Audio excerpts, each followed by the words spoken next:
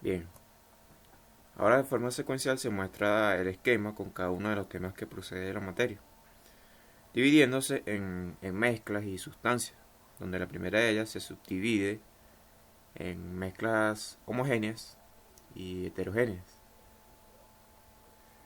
Por su parte, las sustancias en elementos y compuestos, que son importantes en términos, perdón, con los que se estará trabajando en el resto del curso.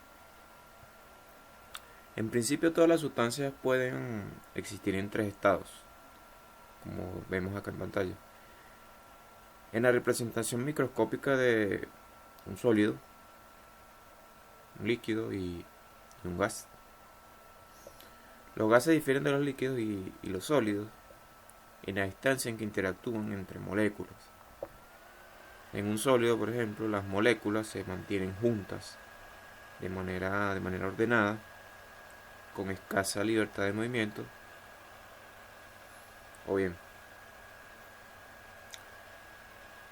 o de esta otra forma se mantienen compactas proporcionando rigidez al material. Pero las moléculas de un líquido están cerca unas de otras, sin que se mantengan en una posición rígida, por lo que pueden moverse. Pero ojo, en un gas las moléculas están separadas entre sí por distancias grandes, en comparación con el tamaño de las moléculas mismas, haciendo presión en el recipiente que las contenga. Bueno, son posibles las conversiones entre los tres estados de la materia sin que cambie la composición de la sustancia. Por ejemplo, al calentar un sólido como el hielo, se funde y se transforma en líquido, el cual se denomina agua. La temperatura en la que ocurre esta transición se denomina punto de fusión y más adelante estaremos comentando más acerca de ello. Su calentamiento adicional convierte el líquido en gas, superando lo que se denomina punto de ebullición, que sería punto de ebullición del líquido, que en el caso del agua es de 100 grados Celsius. Acá en la imagen vemos cómo el hielo se derrite pasando por los tres estados de la materia y su representación microscópica, donde acá se tiene el gas, acá el líquido y acá las moléculas en estado sólido, que generan el estado sólido. Bien, es importante de toda su atención acá en la siguiente imagen, debido a que en las distintas carreras universitarias se estará trabajando con dicha información. Bueno, en primer lugar observamos cada uno de los estados de la materia que anteriormente habíamos mencionado, que son los estados sólido, líquido y gaseoso. Pero el proceso en que se varía entre ellos se denomina cambios de fase o cambios de estado de la materia. Por ejemplo, acá vemos el cambio de líquido a sólido, el cual se denota como solidificación, siendo su proceso inverso o contrario la fusión, como vemos acá. Acá la fusión y acá la solidificación, que es el proceso de líquido a sólido. Bien, el mejor ejemplo para estos procesos es el hielo, ya que al introducir por ejemplo un líquido al congelador de la nevera, este adquiere la forma rígida del recipiente que lo contiene. Ahora bien, de sólido a gas, el proceso se denomina sublimación y su proceso inverso se denomina cristalización, como vemos acá. Cristalización y sublimación.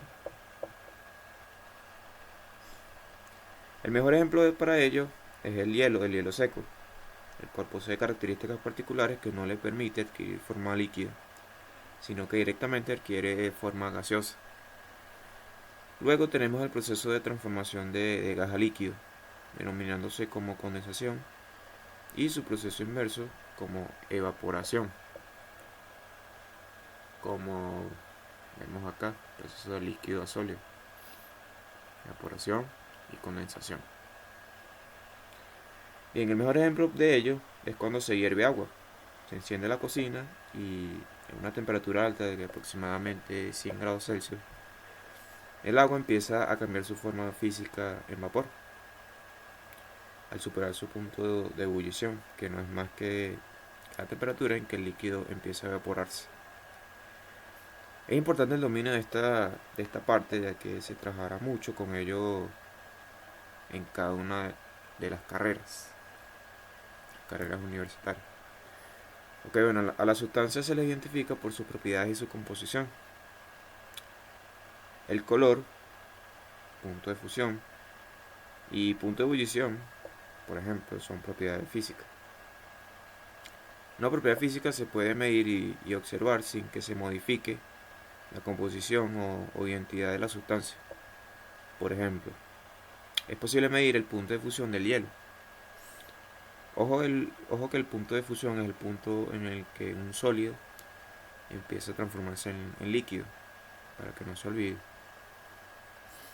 Bueno, es posible medir el punto de fusión del hielo al calentar un bloque de hielo y registrar la temperatura en la que se convierte en agua. Pero el agua difiere del hielo, solo en su aspecto, pero no en su composición. De modo que se trata de un cambio físico, siendo posible congelar el agua para obtener el nuevo líquido, el nuevo hielo, perdón. Y bueno, de esta manera el punto de fusión de una sustancia es una propiedad física.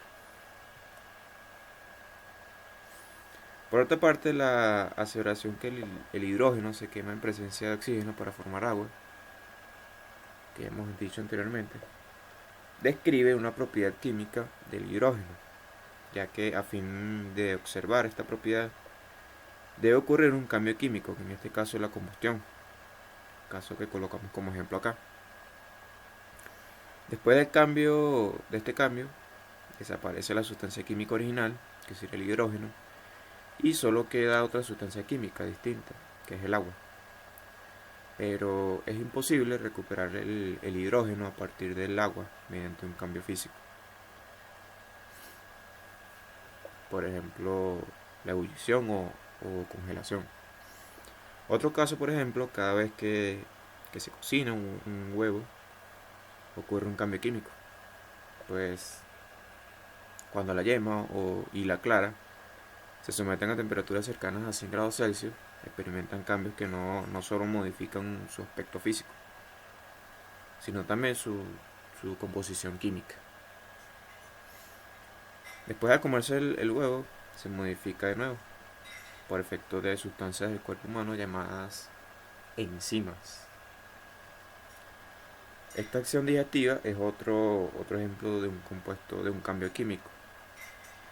Lo que ocurre durante la digestión depende de las propiedades químicas de las enzimas y los alimentos. A estos casos lo llamamos propiedades químicas. Ahora, todas las propiedades mensurables de la materia corresponden a una de dos categorías adicionales, como son las propiedades extensivas e intensivas, propiamente de la materia. El valor medio de una propiedad extensiva depende de la cantidad de materia que se considere. La masa, por ejemplo, que es la cantidad de materia en una muestra de una sustancia, es una propiedad extensiva. Más materia significa más masa, como dicen por ahí. Pero también los valores de una misma propiedad extensiva pueden sumarse. Por ejemplo, dos monedas de cobre tienen la misma masa combinada. Sí, la misma masa combinada que la suma de las masas de cada moneda. En tanto que la longitud de dos canchas de tenis es la suma de las longitudes de ambas canchas. El volumen, que se define como la longitud elevada al cubo, es otra propiedad extensiva. El valor de una cantidad extensiva depende de la cantidad de materia, ojo. Por ende, encontramos como propiedades extensivas, como ya se dijo, la masa, el volumen, el peso, la fuerza y la longitud. Luego encontramos las intensivas, pero en este caso el valor medido de una propiedad intensiva no depende de cuánta materia se considere, como en el caso de las extensivas. Por ejemplo, la densidad, que se define como la masa de un objeto dividida entre su volumen, es una propiedad intensiva. También lo es la temperatura, como se indica acá. Pero por ejemplo, supongamos que se tienen dos tanques llenos de agua que, que están a la misma temperatura. Si se combinan para tener un solo volumen de agua en la misma temperatura, en el mismo, perdón, en un tanque más grande, la temperatura de este de este mayor volumen de agua será la misma que en los dos tanques separados. Bien, a diferencia de la masa, la longitud y el volumen, la temperatura y otras propiedades intensivas no son propiamente aditivas como las extensivas. Entre ellas encontramos además la presión, la velocidad y la elasticidad, las cuales estaremos estudiando en otro video posterior a este. Y bueno, muchachos, esto fue todo por este video. Espero que les haya gustado y que hayan aprendido algo más de lo que sabían. Más adelante estaremos hablando sobre las distintas mediciones y estaremos profundizando más acerca de estas últimas propiedades. Y bueno, muchas gracias por su atención y nos vemos en un próximo video.